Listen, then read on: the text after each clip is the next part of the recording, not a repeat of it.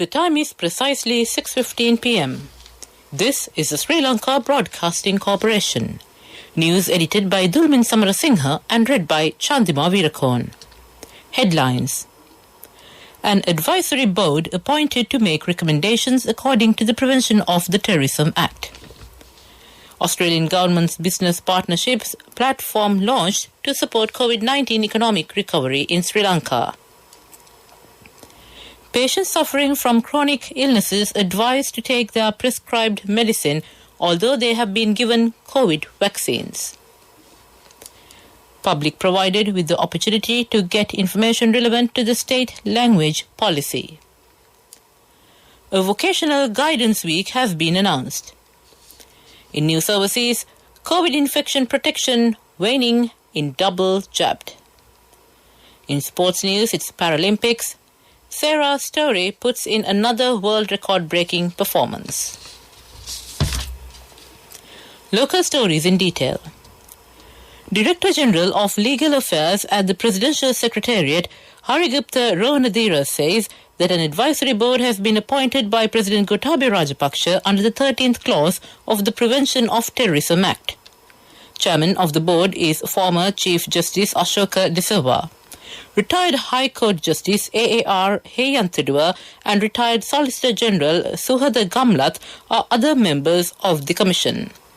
It is expected to make recommendations and advise the President on releasing, bailing out and future course of actions on persons imprisoned and under custody on detention orders in connection with terrorist activities. Mr. Rohanadira said with the appointment of this board, those prisoners will be able to put forward their problems. They have not been able to present issues related to their rights since an advisory board has not been appointed for a long time. Australian Deputy High Commissioner to Sri Lanka, Amanda Jewell, launched today 2 partnerships under the Australian government's Business Partnerships platform to support COVID-19 economic recovery in Sri Lanka. Business Partnerships platform is a flagship initiative of the Australian government. It supports partnerships with businesses to deliver sustainable economic growth and poverty reduction while also ensuring commercial returns for business.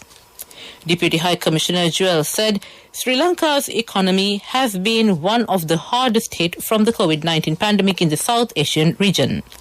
Small businesses, informal workers and women have been disproportionately impacted by the economic downturn in Sri Lanka.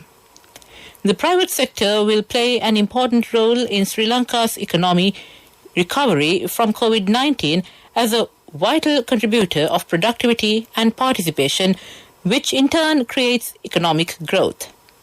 She said, through the Business Partnerships platform, the Australian government is supporting business-led economic growth and COVID-19 recovery in Sri Lanka. Doctors say patients suffering from chronic illnesses should take their prescribed medicine although they have been given COVID vaccines. No medicine has been found globally to eradicate COVID-19. Therefore, Professor Priyadarshini Galapatti of the Colombo Medical College said that taking expensive medicine cannot be approved.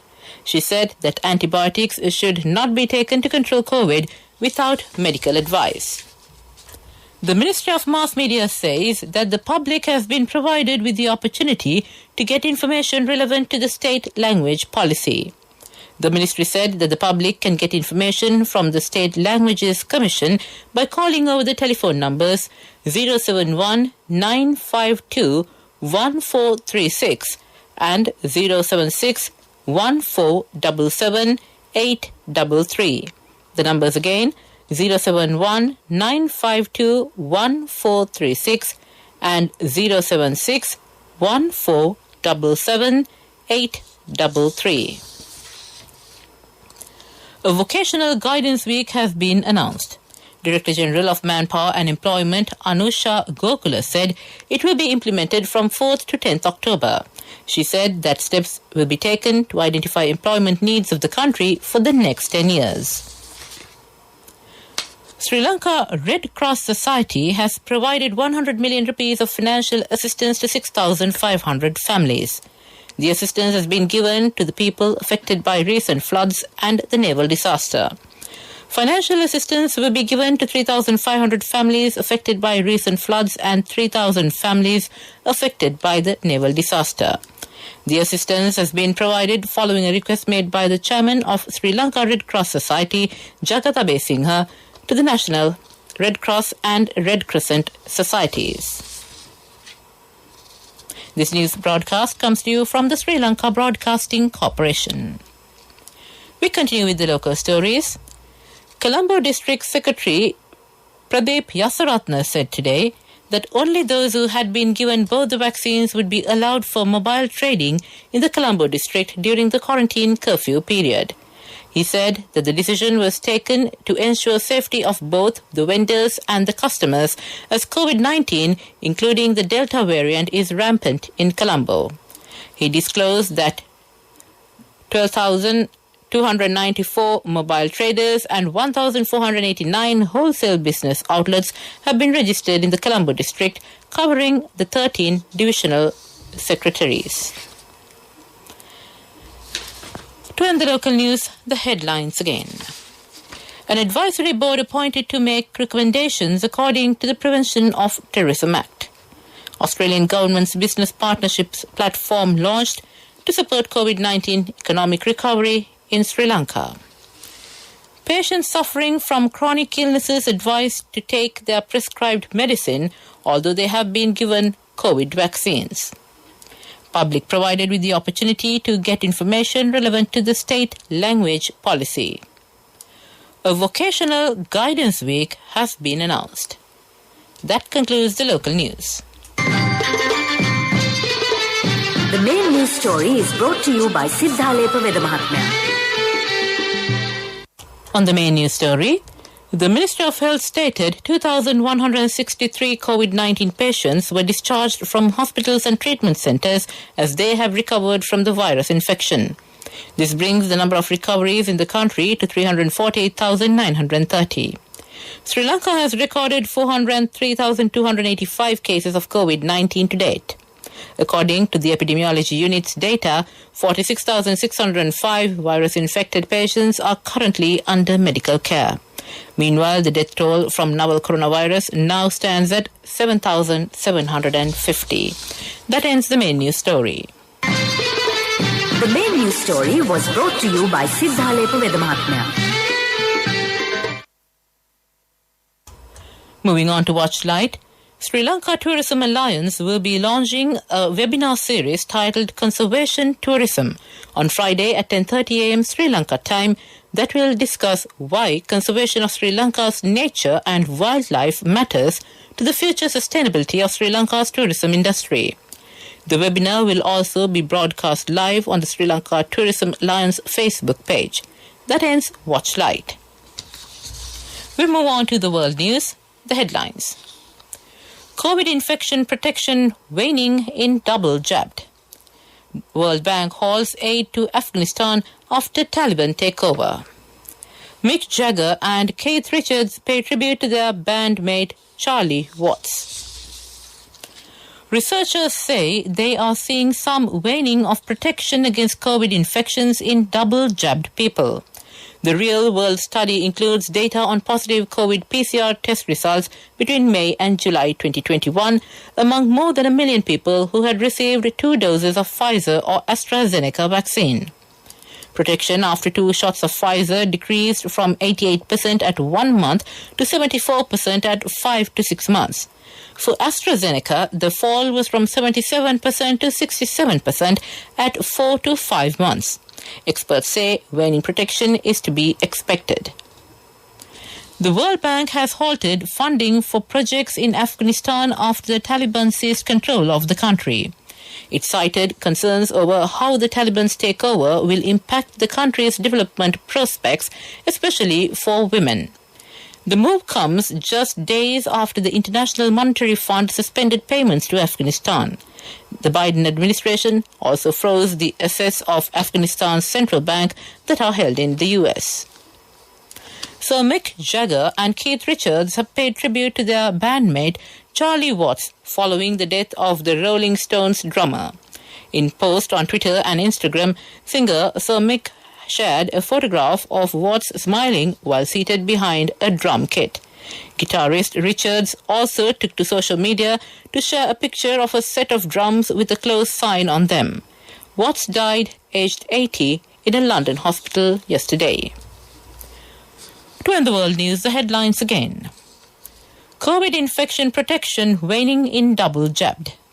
World Bank hauls aid to Afghanistan after Taliban takeover.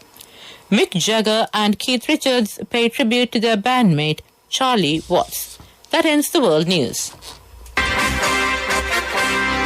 Development News is brought to you by Quality Matters Than Price. So as an engineer, I recommend Melba RB500. It's made with virgin billets using the latest technology. Melba RB500, number one in Sri Lanka.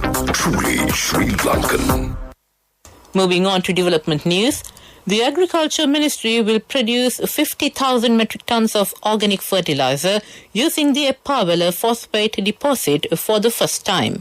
This program is being implemented jointly by the Lanka Phosphate Company, the Syntec and the Colombo University. The ministry said this would be the first step of a national plan to manufacture required organic fertilizer locally. That ends the development story.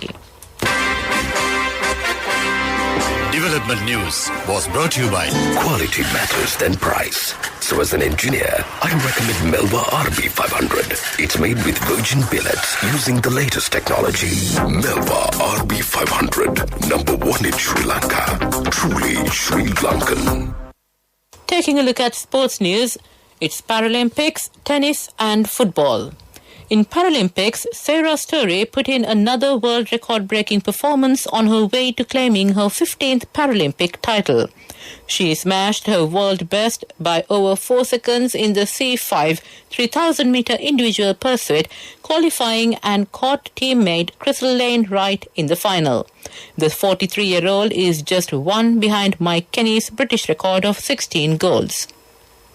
The International Paralympic Committee has confirmed Afghanistan's 2 Paralympic athletes have been safely evacuated from the country.